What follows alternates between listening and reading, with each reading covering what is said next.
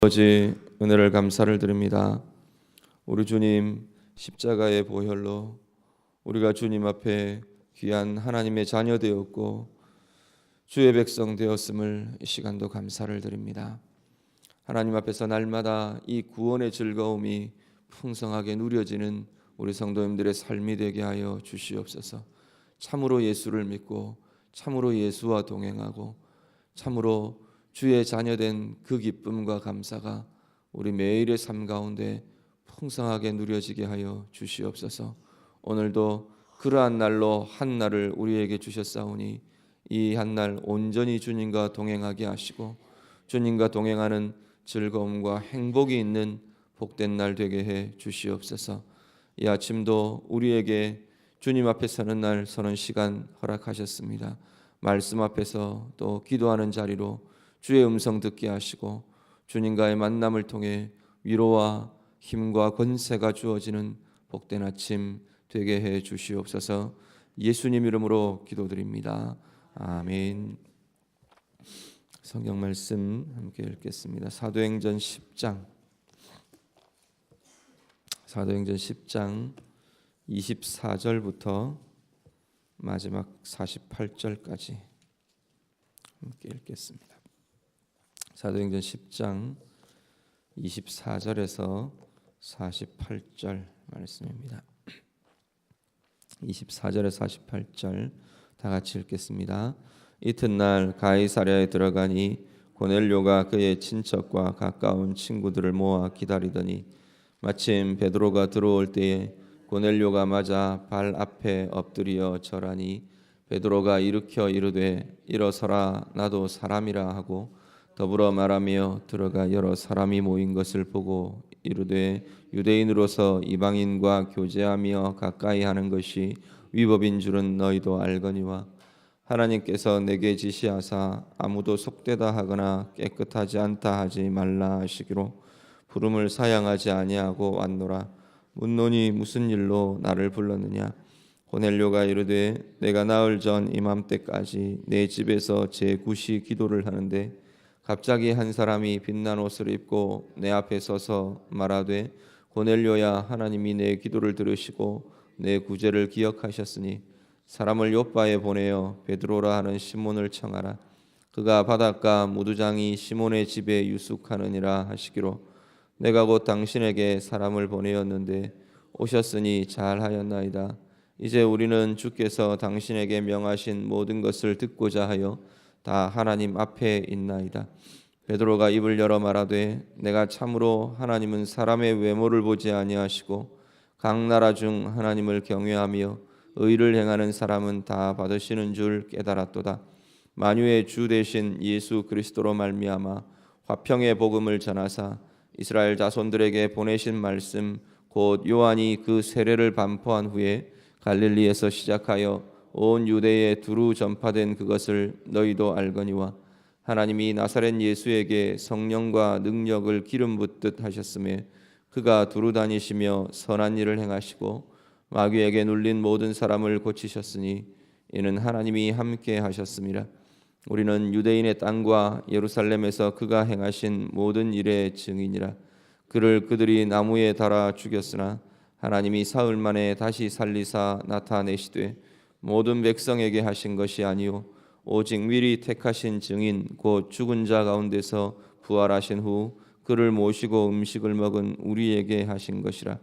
우리에게 명하사 백성에게 전도하되 하나님이 살아있는 자와 죽은 자의 재판장으로 정하신 자가 곧 이 사람인 것을 증언하게 하셨고 그에 대하여 모든 선지자도 증언하되 그를 믿는 사람들이 다 그의 이름을 힘입어 죄 사함을 받는다 하였느니라. 베드로가 이 말을 할 때에 성령이 말씀 듣는 모든 사람에게 내려오시니 베드로와 함께 온 할례 받은 신자들이 이방인들에게도 성령 부어 주심으로 말미암아 놀라니 이는 방언을 말하며 하나님 높임을 들음이로라. 이에 베드로가 이르되 이 사람들이 우리와 같이 성령을 받았으니 누가 능히 물로 세례 베풀물 그 말이요 하고 명하여 예수 그리스도의 이름으로 세례를 베풀라 하니라. 그들이 베드로에게 며칠 더 머물기를 청하니라. 아멘. 어제 우리 고넬료와 베드로에게 각각 하나님의 성령의 환상이 임하는 것을 우리가 보셨습니다. 그 이후에 이제 베드로가 고넬료가 사람을 보내어서 베드로를 청하게 되고요. 베드로가 그 사람들을 따라서 가이사랴로 내려옵니다. 가이사랴로 와서 이 고넬료의 집에 도달하게 됩니다.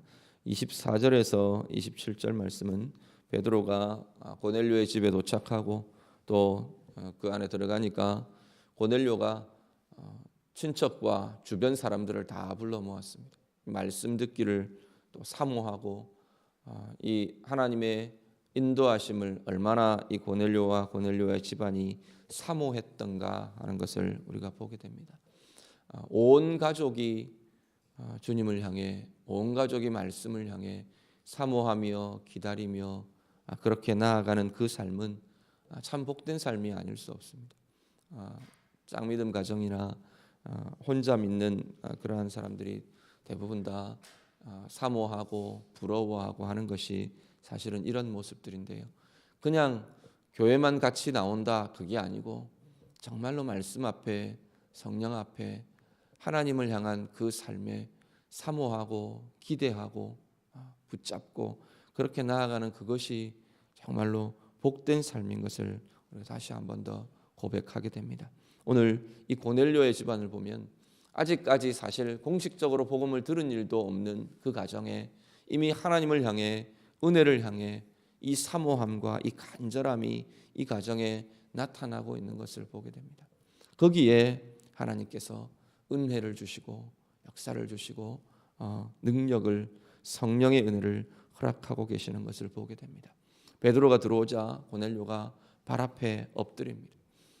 그 아마 하나님 말씀에 대한 사모함, 은혜에 대한 사모함, 하나님에 대한 사모함이 그 말씀을 전하러 온 베드로를 향해 이렇게 표현되고 있는 걸 봅니다. 베드로가 오히려 당황하면서 그렇게 말합니다. 일어서라, 나도 사람이라.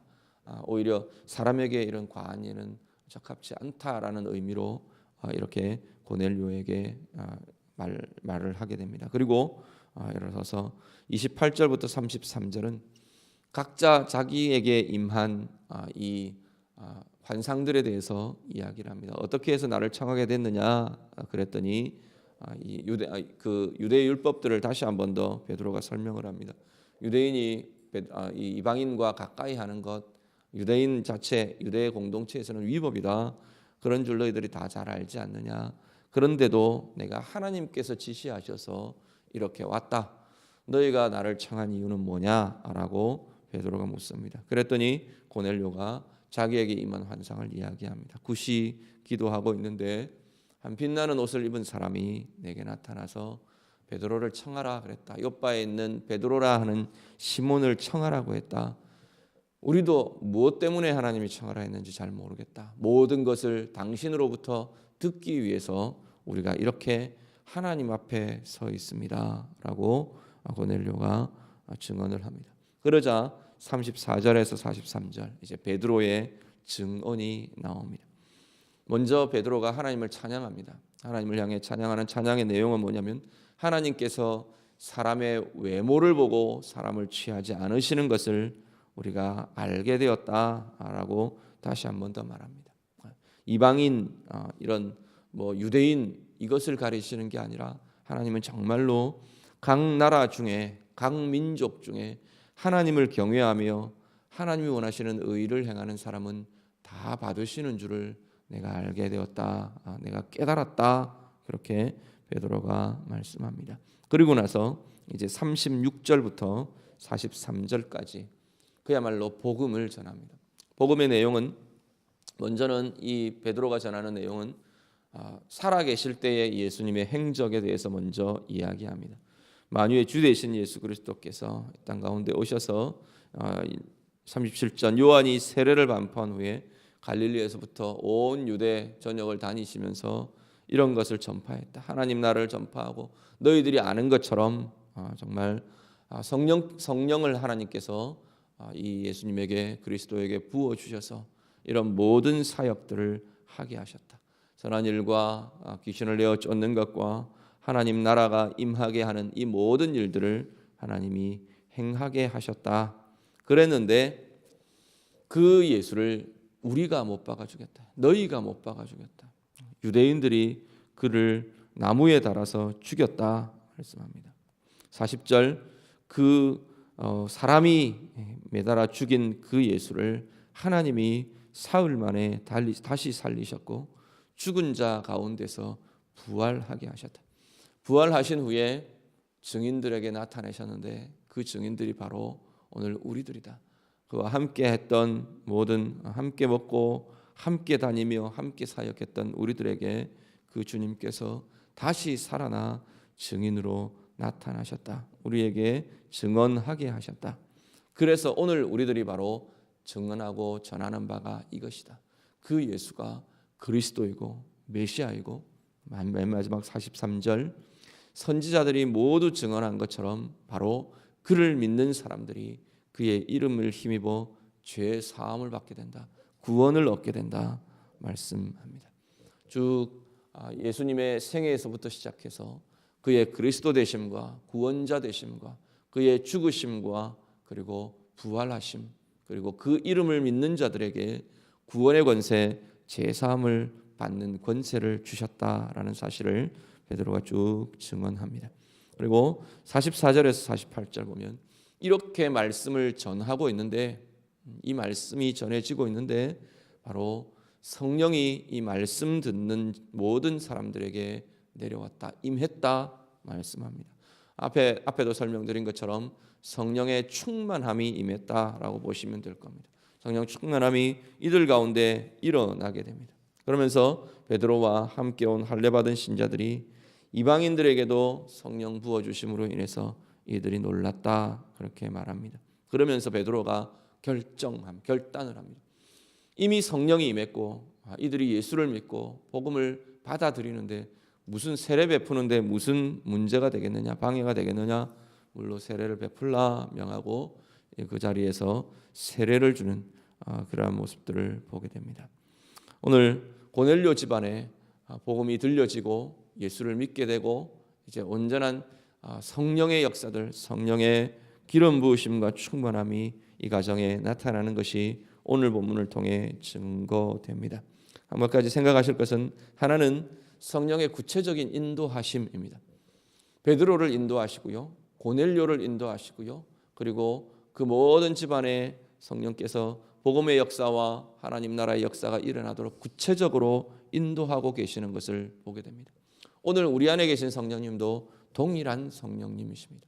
우리가 기도할 때 하나님 앞에 하나님의 주권에 우리의 삶을 내어드릴 때 말씀을 사모하며 기대하며 읽고 묵상하고 듣는 자리 우리가 사모할 때 하나님께서는 오늘도 구체적으로 성령님 통해서 우리의 삶을 이끄시는 줄 믿습니다.